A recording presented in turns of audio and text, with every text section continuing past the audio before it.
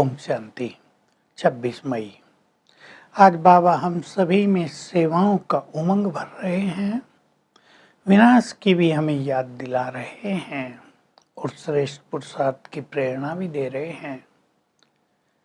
कहते हैं जो मेरे आज्ञाकारी बच्चे हैं, राजाई पाने का पुरुषार्थ करते हैं, वे सदा श्रीमत पर चलते रहते हैं, वही मेरे सच्चे मददगार हैं।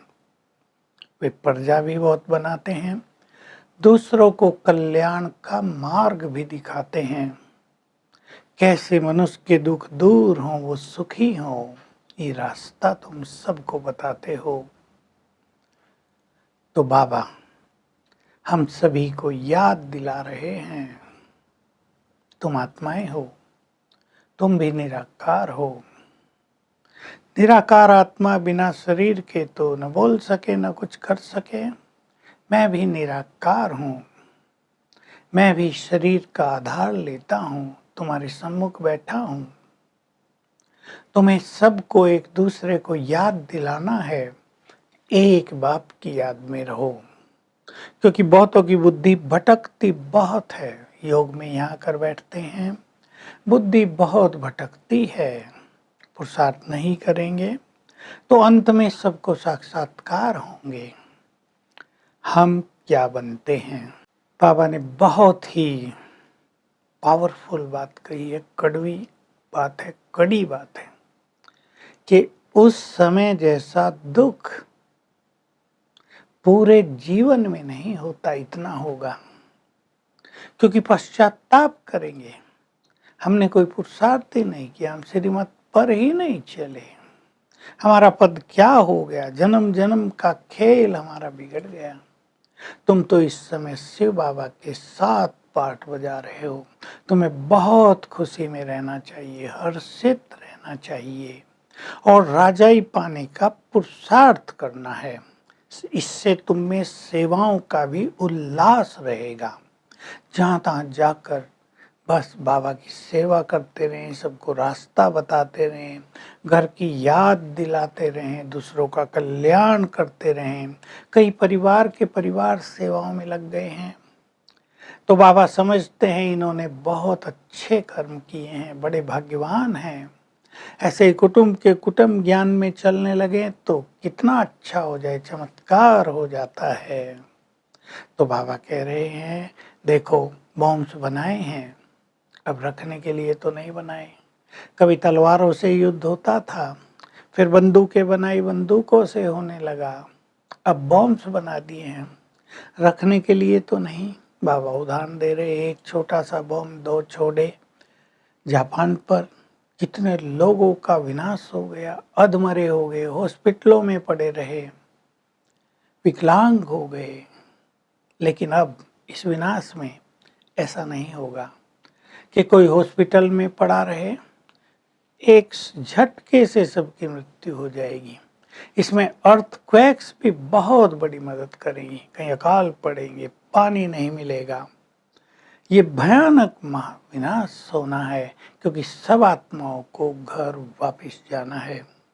तो बाबा तुम्हें कह रहे हैं बच्चे, तुम्हें देवता बनना है तो वैसा ही श्रेष्ठ पुरुषार्थ करो, इन मनोविकारों को जीतो। बाबा आकर, भारत में आकर तुम भारत के बच्चों को जगाते हैं, तुम्हें ज्ञान का प्रकाश देते हैं, तुम्हें अब रोशनी मिल रही है। तुम भी सबको ये रास्ता बताओ कि सब सुखी हो जाएं। मैं आदि सनातन देवी देवता धर्म की स्थापना कर रहा हूँ। इस जैसा श्रेष्ठ धर्म कोई होता ही नहीं। इस धर्म में तुम बहुत सुख पाते हो। अब मैं तुम्हारे सम्मुख हूँ, तुम्हें श्रीमत दे रहा हूँ, तुम कदम कदम मेरी श्रीमत पर चलो। तुम भारतवासी ही देवी देवता थे, इसलिए तुम सत्यनारायण की कथा सुनते आए, अमर कथा सुनते आए, और धर्म वाले ये कथाएं नहीं सुनेंगे। अब भारत का बेड़ा डूब गया है, मैं इसको निकालने के लिए आ गया हूँ, तुम बच्चे मेरे मददगार हो।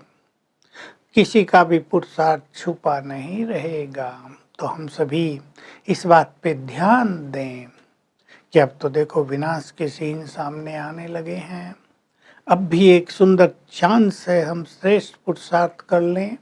ऐसे तो नहीं कहीं हम उलझे हुए हैं, अटके हुए हैं, हमारी बुद्धि बहुत भटक रही है, हमारा योग लगता ही नहीं है। बाबा तो आज कह रहे स्टेज पर भी बैठते हैं योग कराने, बार बार याद दिलाओ बच्चे, बाप को याद करो, क्योंकि बहुतों की बुद्धि इधर उधर भटकती रहती है। तो बुद्धि हमारी स्थिर हो जाए, इसके लिए हम व्यर्थ सुनने से, बोलने से, व्यर्थ देखने से अपने को मुक्त करें। ये बहुत श्रेष्ठ धारणा है। और हम चेक कर लें कि सवेरे से शाम तक की जो हमें श्रीमत मिली हुई है, उठते ही क्या करो, दिन में कर्म योगी कैसे बनो, भोजन कैसे खाओ, भोजन कैसे बनाओ, अपने काम धंधों पर जाके क्या क्या अभ्यास करो, तो उस पर हम ध्यान दें बहुत। और हमें राजाई पाने का पुरुषार्थ करना है।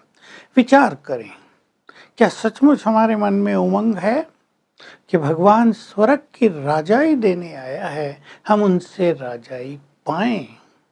शास्त्रों में तो किसी को भी ये नहीं पता कि इन देवताओं को ये राजाई कहाँ से मिली। ये तो दिखा दिया कि राक्षसों ने, असुरों ने उनकी राजाई छीन ली, लेकिन उन्हें राजाई दी किसने थी, ये किसी को पता नहीं है। अब तुम सबको ये रोशनी मिली है कि शिव बाबा आकर हमें मनुष्य देवता बनाता है, भारत का बेड़ा पार करता है और हमें स्वर्ग की राजाई देकर जाता है। तो अपने से पूछेंगे, क्या राज पाने की तमन्ना, अभिलाषा हमारे चित्त में है? अगर है तो उसके लिए हमें गहन तपस्या करनी होगी, क्योंकि योग बल से ही हम विश्व की राजाई प्राप्त कर सकते हैं। लेकिन कईयों के मन में तो होता है जो बाबा देगा ठीक है, लेकिन श्रेष्ठ पुरुषार्थी वही जो राजाई पाने का पुरुषार्थ करे। वरदान, सदा मर्यादाओं की लाइन के अंदर रहने वाले, अपनी ये केयर करने वाले मर्यादा पुरुषोत्तम बनो। तो सीता के लिए दिखाते हैं, मर्यादा की लकीर लक्ष्मण ने खींच दी थी, वो उसे बाहर चली गई तो रावण की जेल में चली गई। तो अब बाबा हम सभी को मर्यादाएं सिखाते हैं, सवेरे से और रात तक की, हम उन पर चलते रहें। उठते ही क्या करना, दिन में क्या करना, सोने से पहले क्या करना, तो हम मर्यादा पुरुषोत्तम बन जाएंगे। स्लोगन है, केवल सेवा सेवा की अति में नहीं रहो, सेवा और स्व पुरुषार्थ का बैलेंस रखो। तो आज सारा दिन हम एक अभ्यास करेंगे, मैं पवित्रता का फरिश्ता हूँ, लाइट हाउस माइट हाउस फरिश्ता हूँ, और मेरे अंग अंग से लाइट और माइट की किरणें चारों ओर फैल रही हैं। Om Shanti. To watch Peace of Mind channel videos on YouTube, subscribe us on youtube.com/tvpeaceofmind.